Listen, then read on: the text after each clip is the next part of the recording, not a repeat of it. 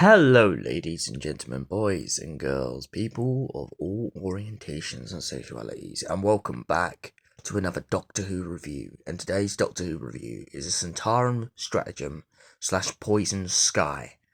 So, without further ado, my friends, let's jump straight into the review.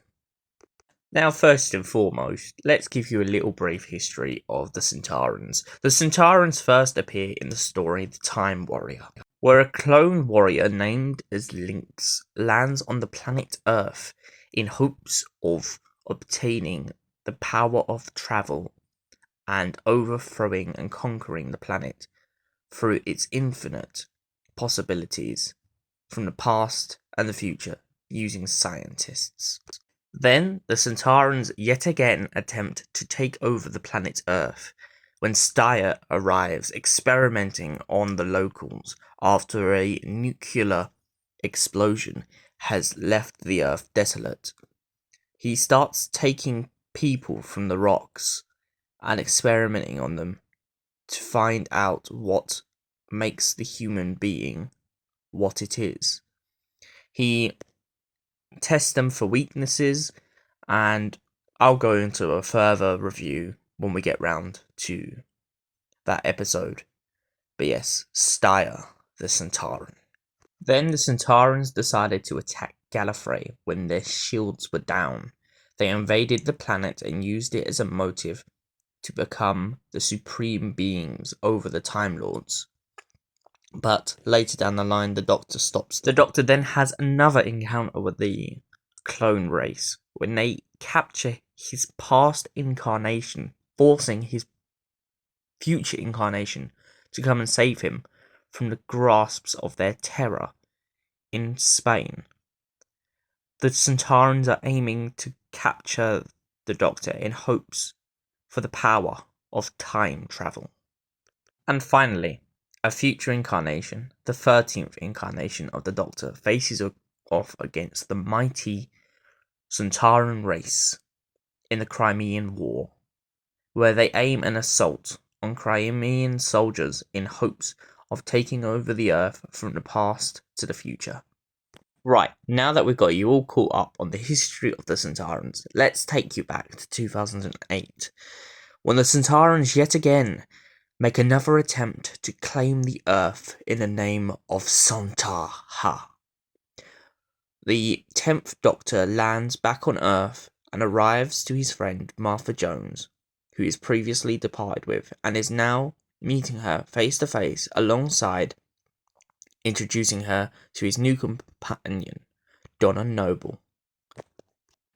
Unit arrive to a factory where the workers don't get ill and begin to investigate.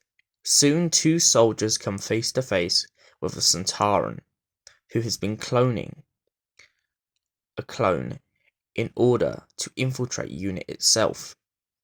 Whilst trying to apprehend the clone, both soldiers find their weapons to be inanimate because of the fact that the copper excite in the bullets has expanded, making the gun useless. The Sontaran then sends them into shock and puts them on the ground. Then we head over to an academy where we meet a young teenage genius who's in charge of his own school. His name, Luke Rattigan. Luke is a bit of an erratic character as he believes that the Earth has had its time and that he should ascend among the stars with his fellow colleagues that work at the school. But after the gas from atmos sets off in the cars and London is left covered in smog, his students soon rebel against him when they find out what he has done and why he has done it. They believe he's sick and believe that he needs help. But later on, Luke learns that his students aren't the only ones who have betrayed him, but also the Sontarans. The Sontarans had tricked him into building atmos into the cars in order to send London into a wide-ranged gas fog. They also attempted to trick him into bringing his students aboard their spaceship only so they could be cut down and massacred in the mass. The Sontarans mock Luke for this, and explain to him that he was only a means to an end, and that they had no emotional connection to him in the first place. They just brought him along because they knew his cleverness was too good for his own good. After investigating Luke's school and learning of the Sontarans' involvement in Atmos, the Doctor finds himself in an impossible position as the world slowly begins to be covered in a fog of smoke. He is challenged to the limit as he finds himself confused and unaware of what to do. Donna's grandfather gets trapped in the car and he tries to help him escape, but sadly it doesn't work.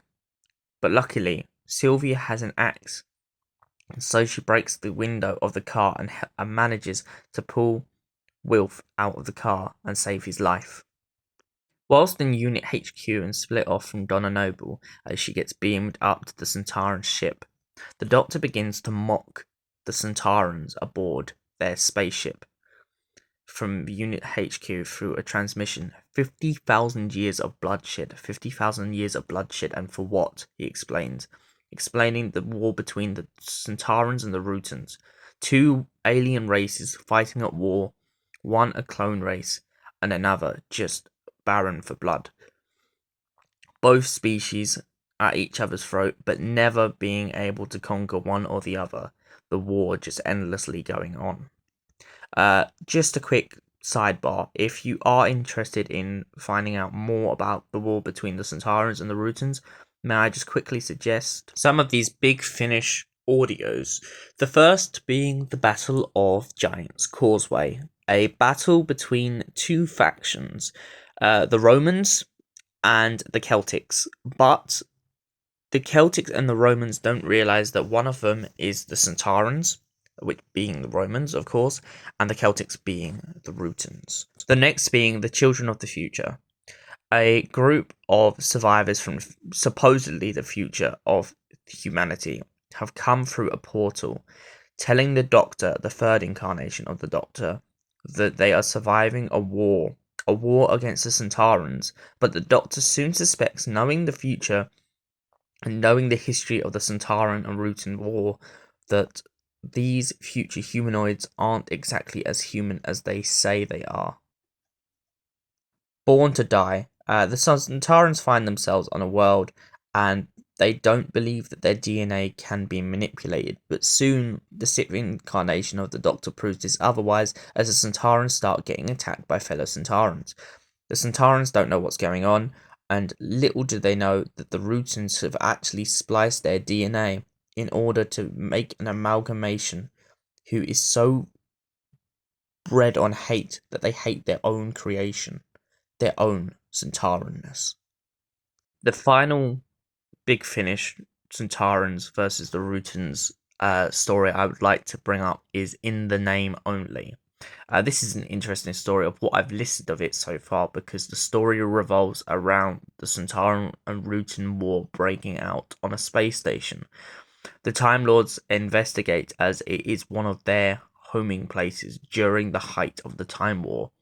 Little do they know that the war between the Sontarans and the Rootans is really starting to spread right amongst the stars.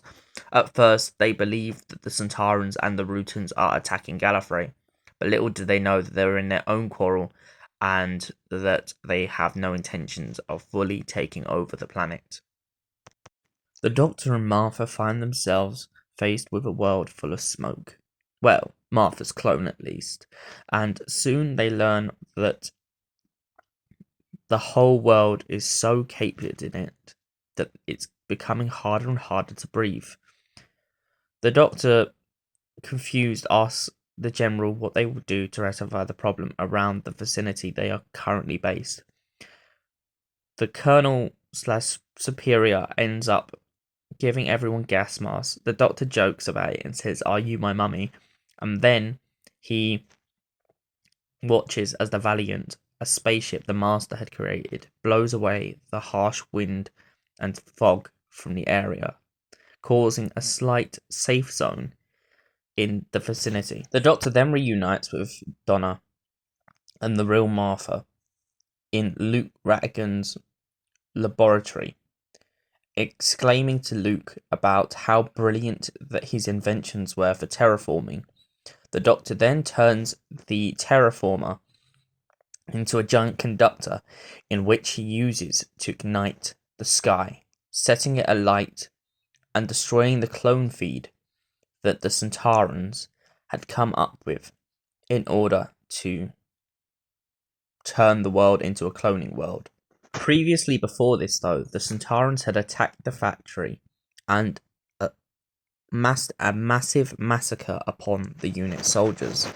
This gives the Doctor an incentive into what they will do next, and so also is a juxtaposed towards the end of the story to how far the Sontarans really will go for conquest and absolute conquering of a planet. The Doctor then starts saying his goodbyes to his companions as he begins to take the weapon that he has used against the fog up onto the Sontaran stratagem in hopes to blow them up from the inside.